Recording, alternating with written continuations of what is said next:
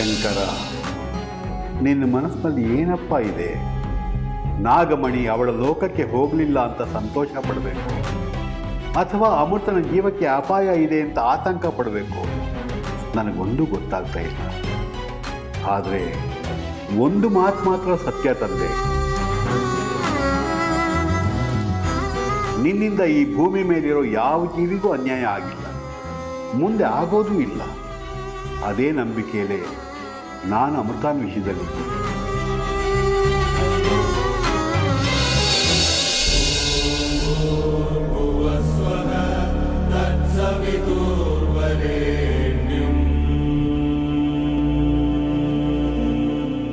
ಅಮೃತ, ಅಮೃತ,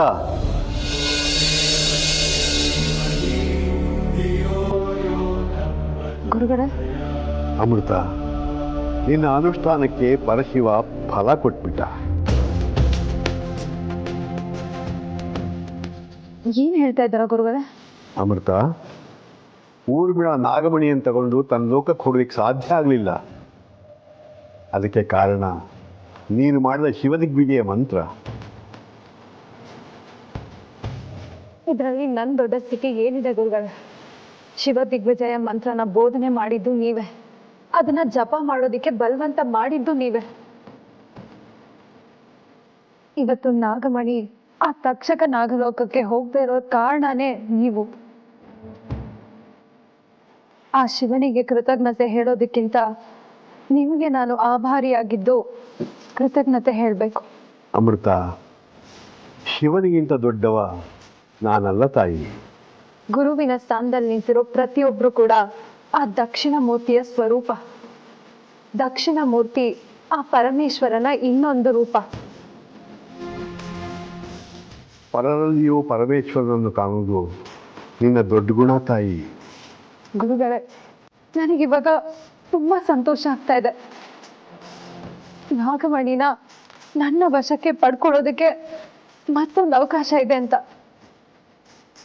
ನೀನು ಜೀವಂತವಾಗಿದ್ದರೆ ನಾಗಮಣಿ ಖಂಡಿತ ನಿನ್ನ ವಶಕ್ಕೆ ಬರುತ್ತೆ.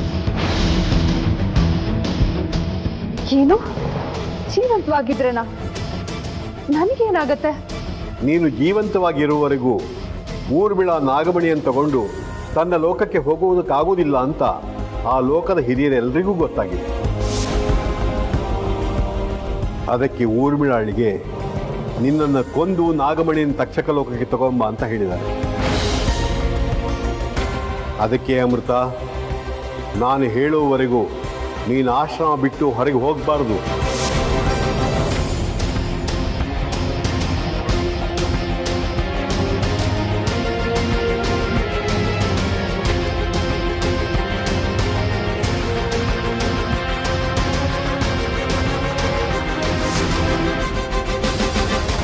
ಏ ನಾಗಿಣಿ ಅಮೃತ, ನೀನ್ ಎಲ್ಲೇ ಅಡಗಿದ್ರೋ ನಾನ್ ನಿನ್ನನ್ನ ಸುಮ್ಮನೆ ಬಿಡೋದಿಲ್ಲ. ನಿನ್ನ ಸಾವು ನನ್ನಿಂದಾನೆ ಅಂತ ನಾನು ಬರ್ತಿದ್ದೀನಿ.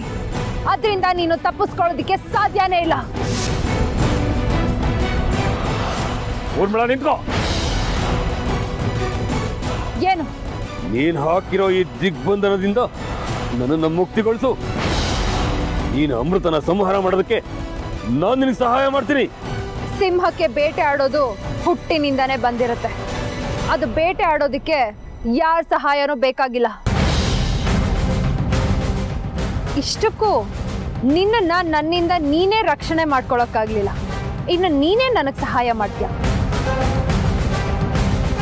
ನನ್ನ ಶತ್ರುನ ನಾನೇ ಖುದ್ದಾಗಿ ಸಂಹಾರ ಮಾಡಿದ್ರೆ ಮಾತ್ರ ನನಗೆ ಸಮಾಧಾನ ಆಗೋದು.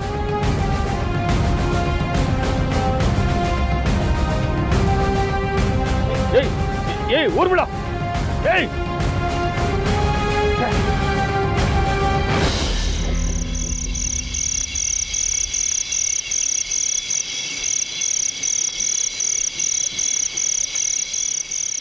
ಈ ಬಾಬಾ ಎಲ್ಲಿಗೋದ್ರೋ ಒಂದು ಗೊತ್ತಾಗ್ತಾ ಇಲ್ಲ. ಕರ್ಮ, ಆ ದೇವರು ನಮ್ಮ ಹಣೆ ಬರೋಣ ಅದ್ಯಾವ ಗಳಿಗೆಲ್ಲಿ ಬರೋದ್ನೋ ಏನೋ. ಏನಾಯ್ತಮ್ಮ ಈಗ? ಇನ್ನೇನೋ ಮತ್ತೆ ಆ ನಾಗಮಣಿಗೋಸ್ಕರ ಹಗಲು ರಾತ್ರಿ ಕಣ್ಣಿಗೆ ಎಣ್ಣೆ ಬಿಟ್ಕೊಂಡು ಕಾಯ್ತಾ ಇದ್ದೀನಿ. ಇನ್ನೇನು ನಾಗಮಣಿ ನಮ್ಮ ಕೈ ಸಿಕ್ತು ಅನ್ನೋಷ್ಟಕ್ಕೆ ತಪ್ಪಿಸ್ಕೊಂಡ್ಬಿಡು. ಇದು ನೋಡಿ ನೋಡಿ ನನಗಂತೂ ಸಾಕಾಗೋಗಿತ್ತು. ಆ ನಾಗಮಣಿನೂ ಬೇಡ, ಅದ್ರ ಆಸೆನೂ ಬೇಡ, ತೆಪ್ಪಿ ಇದ್ಬಿಡೋಣ ಅನಿಸ್ತಾ ಇದೆ. ಅಮ್ಮ, ನಾಗಮಣಿ ಅನ್ನೋದು ಗಾಜಿನ ಮಣಿ ಅಲ್ಲ, ಅಷ್ಟು ಸುಲಭವಾಗಿ ಸಿಗೋದಕ್ಕೆ. ನಾಗಮಣಿ ಬಗ್ಗೆ ಗೊತ್ತಿರೋರೆಲ್ಲರೂ ನಾಗಮಣಿ ಹಿಂದೆ ಬಿದ್ದಿದ್ದಾರೆ. ನಮ್ಮ ಅದೃಷ್ಟ ನಾಗಮಣಿ ಎಲ್ಲಿ ಯಾರ ಹತ್ರ ಇದೆ ಅನ್ನೋದಾದರೂ ಗೊತ್ತಿದೆ. ನಾವು ಸ್ವಲ್ಪ ಕಷ್ಟಪಟ್ಟರೆ ಖಂಡಿತವಾಗ್ಲೂ ಅದು ನಮ್ಗೆ ವಶ ಆಗುತ್ತೆ.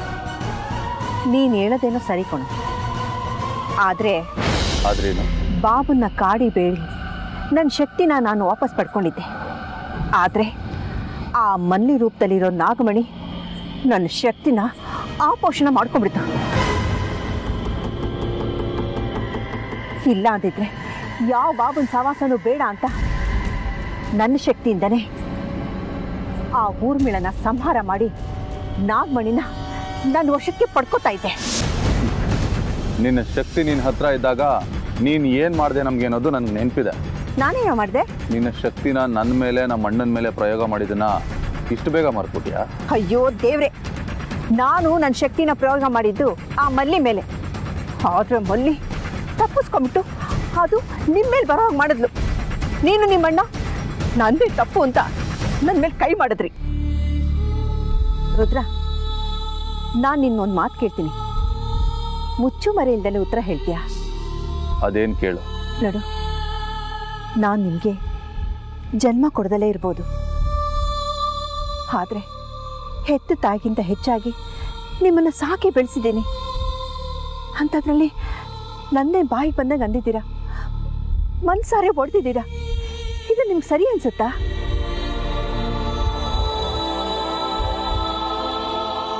ಅಕಸ್ಮಾತ್ ನಿಮ್ಮ ಹೆತ್ತ ತಾಯಿ ಇದ್ದಿದ್ರೆ ಅವ್ರಿಗೂ ಇದೇ ರೀತಿ ಬೈತಿದ್ರಾ, ಹೊಡಿತಿದ್ರಾ ನೀವು?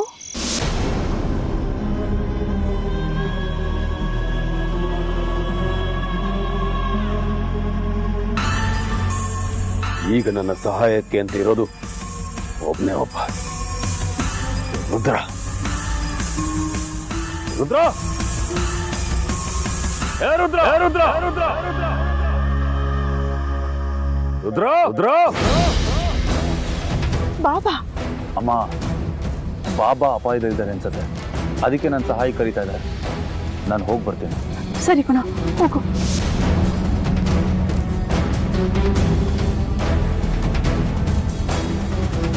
ಅಯ್ಯೋ ದೇವ್ರೆ, ಬಾಬುಗೆ ಏನಾಯ್ತು?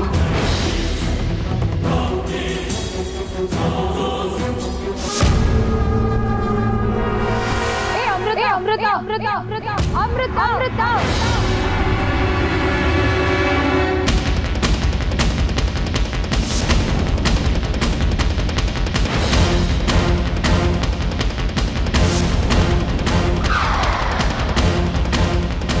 ಈ ಆಶ್ರಮದಲ್ಲಿ ಇದ್ಯಾ ಅಂದಿದ್ ಮಾತ್ರಕ್ಕೆ ನೀನು 7 ಸುತ್ತಿನ ಕೋಟೆಯಲ್ಲಿ ಸುರಕ್ಷಿತವಾಗಿದ್ಯಾ ಅಂತ ಅಂದ್ಕೋಬೇಡ.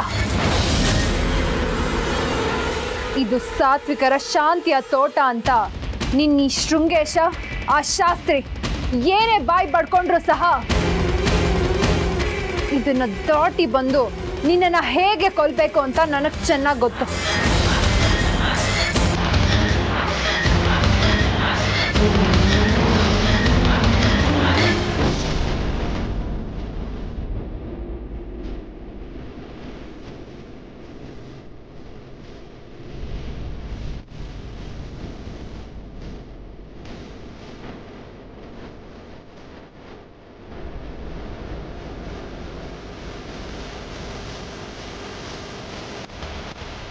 ನಾಗಮಣಿ ನಿನ್ನ ವಶದಲ್ಲಿದ್ದಾಕ್ಷಣಕ್ಕೆ ನೀನು ಅಜೇಳು ಅಂದ್ಕೋಬೇಡ ಊರ್ಮಿಳ.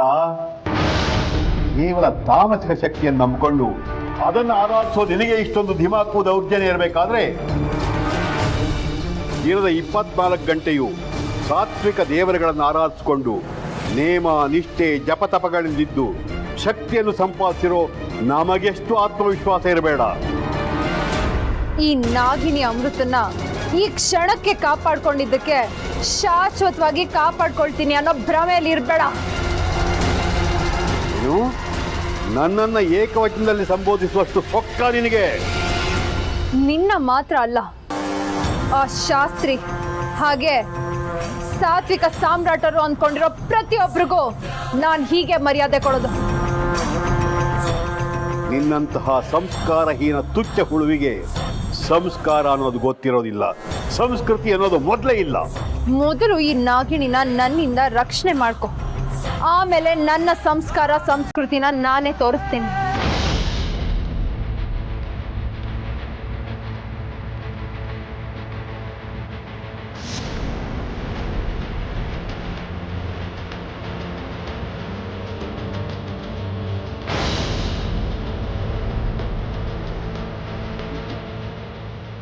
ಕೈಲಾಗದವರು ಮೈ ಪರ್ಚಿಕೊಂಡ್ರು ಅನ್ನೋ ಸ್ಥಿತಿ ಆಯ್ತು ನಿಂದು. ನೀನೇನೇ ತಿಪ್ಪರ್ಲಾಗ ಹಾಕಿದ್ರು ಅಮೃತ ಈ ಆಶ್ರಮ ಬಿಟ್ಟು ಹೊರಗಡೆ ಬರೋದಿಲ್ಲ.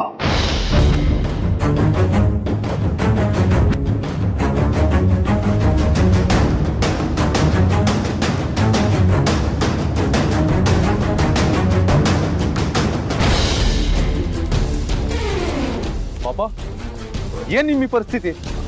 ಯಾರು ನಿಮ್ಮನ್ನ ಬಂದಿದ್ದು? ಯಾರು ರುದ್ರ? ಊರ್ ಬಿಡ ರುದ್ರ, ನೀನು ನನ್ನ ಪರಮ ಶಿಷ್ಯ. ನಾನು ದಾರ ಎರೆದಿರೋ ವಿದ್ಯೆ ಮುಖಾಂತರ ನೀ ನನ್ನನ್ನ ಈ ಸ್ಥಿತಿಯಿಂದ ಬಿಡುಗಡೆಗೊಳಿಸ್ಬೋದು. ಹೇಗೆ ಪಾಪ? ದಿಗ್ಬಂಧನ ಮುಕ್ತಿ ಮಂತ್ರದಿಂದ ನೀ ನನ್ನನ್ನ ಈ ಬಂಧನದಿಂದ ಮುಕ್ತಿಗೊಳಿಸ್ಬೋದು ರುದ್ರ. ಪಾಪ, ಗುರುವಿನಿಂದ ನಿರಂತರವಾಗಿ ಸೇವೆ ಸಹಾಯ ಮಾಡಿಸ್ಕೊಳ್ಳೋಂಥ ಅದೃಷ್ಟ ಶಿಷ್ಯನಿಗಿರುತ್ತೆ. ಆದರೆ ಅದೇ ಗುರುವಿಗೆ ಸೇವೆ ಮಾಡುವಂಥ ಪುಣ್ಯ ಯಾವ ಶಿಷ್ಯನಿಗೂ ಸಿಗೋದಿಲ್ಲ. ಆ ಪುಣ್ಯ ನನಗೆ ಸಿಕ್ಕಿದೆ. ಇಂಥ ಪುಣ್ಯದ ಕೆಲಸನ ನಾನು ಕಳ್ಕೊಳ್ಳೋದಿಲ್ಲ ಪಾಪ. ಹೇಳಿ, ಏನು ಮಾಡಬೇಕು? ಅದಕ್ಕೆ ಹೋಮಕುಂಡದ ಅವಶ್ಯಕತೆ ಇದೆ. ಸರಿ ಪಾಪ, ನನಗೆ ಅರ್ಥ ಆಯ್ತು.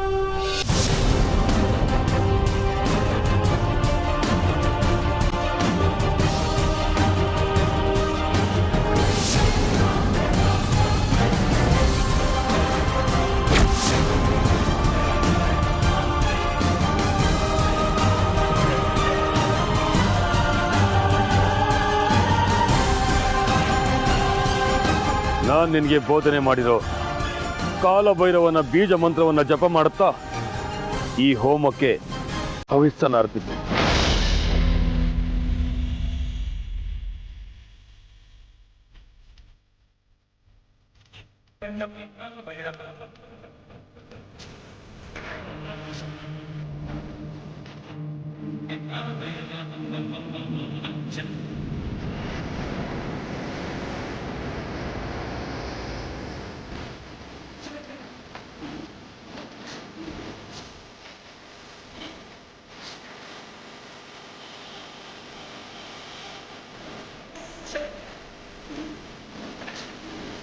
ಜೈ ಮಹಾಕಾಲ ಭೈರವ.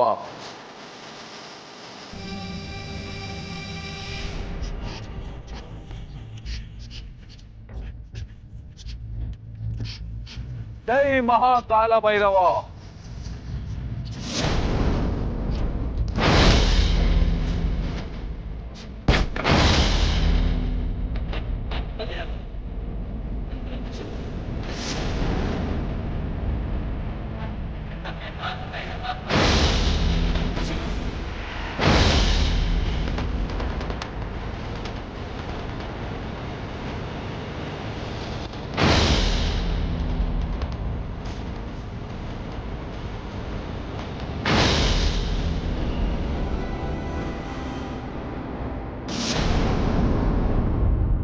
ಶಬಾಷ್ ಶಬಾಷ್, ನಿನ್ನ ಶಿಷ್ಯನಾಗಿ ಪಡೆದಿದ್ದಕ್ಕೆ ಸಾರ್ಥಕವಾಯ್ತು ರುದ್ರ, ಸಾರ್ಥಕವಾಯ್ತು. ನೋಡು, ಈಗ ಊರ್ಮಿಳ ಅಮೃತನ ಕೊಲ್ಲೋಕೆ ಹೋಗ್ತಾಳೆ. ಅವಳಿಗಿರೋ ಕೋಪನ ನೋಡಿದ್ರೆ ಅವಳು ಖಂಡಿತ ಅಮೃತನ ಕೊಂದೇ ಕೊಲ್ತಾಳೆ. ಆಗ ಒಂದು ವೇಳೆ ಅವಳೇನಾದ್ರು ಕೊಂದ್ರೆ ನಾವು ಊರ್ಮಿಳನ ಕೊಂದು ನಾಗಮಣಿಯನ್ನ ನಮ್ಮ ವಶಕ್ಕೆ ಪಡ್ಕೋಬಹುದು. ಹಾಗೆ ನಾಗಮಣಿಯನ್ನ ನನ್ನ ವಶಕ್ಕೆ ಪಡ್ಕೋಬೇಕು ಅಂದ್ರೆ ನಾನು ಕೆಲವೊಂದು ಅನುಷ್ಠಾನಗಳನ್ನು ಮಾಡಬೇಕು. ಅದಕ್ಕೆ ನಾನು ನನ್ನ ಮೂಲ ಸ್ಥಳಕ್ಕೆ ಹೋಗಬೇಕು. ಬಾ ನನ್ನ ಜೊತೆ.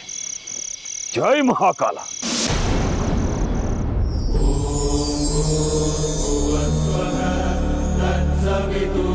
ಅಮೃತ ಅಮೃತ ಅಮೃತ, ನಾನು ನದಿಗೆ ಹೋಗಿ ಸ್ನಾನ ಮಾಡಿ ಸಂಧ್ಯಾ ವಂದನೆ ಮಾಡ್ಕೊಂಡ್ಬರ್ತೀನಿ. ನೀನು ಜೋಪಾನವಾಗಿ ಇಡೀ ಆಶ್ರಮಕ್ಕೆ ದಿಗ್ಬಂಧನ ಹಾಕಿ. ನೀ ಈ ಆಶ್ರಮದ ಒಳಗೆ ಇರುವಷ್ಟೊತ್ತು ಯಾವ ಶಕ್ತಿಯೂ ನಿನಗೆ ಅಪಾಯ ಮಾಡೋಕ್ಕೆ ಸಾಧ್ಯ ಇಲ್ಲ. ನೀನು ಅಷ್ಟೇ, ಯಾವುದೇ ಕಾರಣಕ್ಕೂ ಯಾವುದೇ ಸಂದರ್ಭದಲ್ಲೂ ನಿನ್ನ ಪಾಲಿಗೆ ಲಕ್ಷ್ಮಣ ರೇಖೆ ಅಂತಿರುವ ಈ ಆಶ್ರಮದ ದಿಗ್ಬಂಧನವನ್ನು ಮುರಿಬೇಡ. ಹಾಗೆ ಇನ್ನೂ ಒಂದು ಮಾತನ್ನು ಹೇಳ್ತೀನಿ ಕೇಳು. ಸದ್ಯ ನೀನು ಯಾರನ್ನೂ ನಂಬಬೇಡ. ನಿನ್ನ ಕಣ್ಣಿಗೆ ಯಾವುದೇ ದೃಶ್ಯ ಕಂಡರೂ ಅದು ನಿಜ ಇರೋದಿಲ್ಲ ಅನ್ನೋದು ನಿನ್ನ ನೆನಪಿನಲ್ಲಿರುತ್ತೆ. ಆ ಊರ್ಮಿಳಂಗೆ ಹೆದರ್ಕೊಂಡು ಹೀಗೆ ಹೇಡಿ ಥರ ಬಚ್ಚಿಟ್ಕೊಳ್ಳೋದಕ್ಕಿಂತ ವೀರ ವೇಷದಲ್ಲಿ ವೀರಗಣಿ ಥರ ಹೋರಾಡೋದು ಒಳ್ಳೇದಲ್ವಾ ಗುರುಗಳೇ? ಅಮೃತ, ನೀನು ಹೇಳ್ತಾ ಇರೋದು ಈ ಕ್ಷಣಕ್ಕೆ ಅನ್ವಯಿಸುವುದಿಲ್ಲ ಮಗಳೇ. ಯಾಕೆ ಅನ್ವಯಿಸೋದಿಲ್ಲ? ನಾಗಮಣಿ ಊರ್ಮಿಳ ವಶದಲ್ಲಿದೆ. ನಾಗಮಣಿ ವಿಶೇಷತೆ ಅಂದರೆ ಅದು ಯಾರ ಅಧೀನದಲ್ಲಿರುತ್ತೋ ಅವರ ಮಾತನ್ನು ಶಿರಸಾವಹಿಸಿ ಪಾಲಿಸುತ್ತೆ. ಈ ಪ್ರಪಂಚದಲ್ಲಿ ನಾಗಮಣಿಯ ಶಕ್ತಿಯ ಮುಂದೆ ಎಲ್ಲ ಶಕ್ತಿಗಳು ಗೌಣ ಅಂತ ನಿನಗೆ ತಿಳಿದಿರಲಿ. ಅಲ್ಲ ಗುರುಗಳೇ. ಅಮೃತ, ಭಾವೋದ್ವೇಗಕ್ಕೆ ಒಳಗಾಗಿ ಅಪಾಯನ ಅನಾಹುತನ ಮೈಮೇಲೆ ಎಳ್ಕೊಳ್ಳೋದು ಯುದ್ಧ ಗೆಲ್ಲುವ ಯೋಧನ ಲಕ್ಷಣ ಅಲ್ಲ ಮಗಳೇ. ದುಷ್ಟ ಶಕ್ತಿಗಳ ಆರ್ಭಟ ಯಾವತ್ತೂ ಶಾಶ್ವತ ಅಲ್ಲ, ಕ್ಷಣಿಕ ಅನ್ನೋದು ನಿನ್ನ ನೆನಪಿನಲ್ಲಿ ಚೆನ್ನಾಗಿರಲಿ. ಜಾಣ್ಮೆಯಿಂದ ವರ್ತಿಸು. ಇವತ್ತು ನಾನು ನಿನಗೆ ಒಂದೆರಡು ಹೆಜ್ಜೆ ಹಿಂದೆ ಸರಿ ಅಂತ ಹೇಳ್ತಾ ಇರೋದು, ನಾಳೆ ಭವಿಷ್ಯದಲ್ಲಿ 10 ಹೆಜ್ಜೆ ಮುಂದಿಡೋ ಚೈತನ್ಯ ಬರಲಿ ಅಂತ. ಅಲ್ಲ ಗುರುಗಳೇ. ಇನ್ನೊಂದು ಮಾತನ್ನು ಆಡಬೇಡ. ಶುಭವಾಗಲಿ.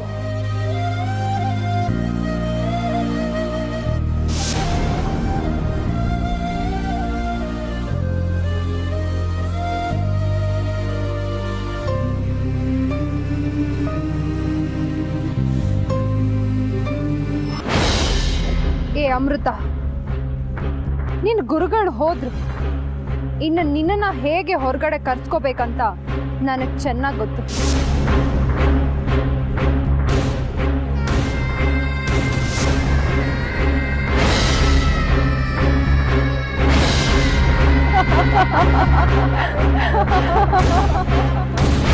ಅಮೃತ ಅಮೃತ ಅಮೃತ ಅಮೃತ ಅಮೃತ ಅಮೃತ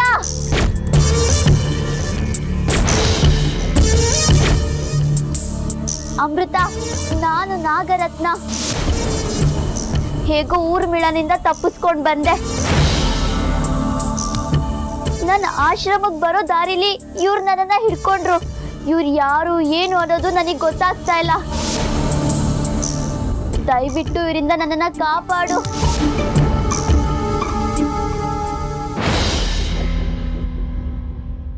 ಭಾವೋದ್ವೇಗಕ್ಕೆ ಒಳಗಾಗಿ ಅಪಾಯನ ಅನಾಹುತನ ಮೈಮೇಲೆ ಎಳ್ಕೊಳ್ಳೋದು ಯುದ್ಧ ಗೆಲ್ಲುವ ಯೋಧನ ಲಕ್ಷಣ ಅಲ್ಲ ಮಗಳೇ. ಇವತ್ತು ನಾನು ನಿನಗೆ ಒಂದೆರಡು ಹೆಜ್ಜೆ ಹಿಂದೆ ಸರಿ ಅಂತ ಹೇಳ್ತಾ ಇರೋದು, ನಾಳೆ ಭವಿಷ್ಯದಲ್ಲಿ 10 ಹೆಜ್ಜೆ ಮುಂದಿಡೋ ಚೈತನ್ಯ ಬರಲಿ ಅಂತ. ಯಾಕೆ ಅಮೃತ ನಿಂತ್ಬಿಟ್ಟೆ? ನೀನ್ ನನ್ನನ್ನ ಕಾಪಾಡ್ತೀಯ ಅಂತ ನಂಬಿ ಇಲ್ಲಿಗೆ ಬಂದೆ. ಆದ್ರೆ ನೀನ್ ನನ್ನನ್ನ ಕಾಪಾಡೋದಕ್ಕೆ ಯೋಚನೆ ಮಾಡ್ತಾ ಇದ್ಯಾ? ಇಷ್ಟೇನ ನನ್ನ ಮೇಲಿರೋ ಕಾಳಜಿ? ನಾನ್ ನಿನ್ನ ಎಷ್ಟ್ ಸಲ ಕಾಪಾಡಿದೀನಿ ಅನ್ನೋದನ್ನ ನೆನ್ಪು ಮಾಡ್ಕೋ ಅಮೃತ.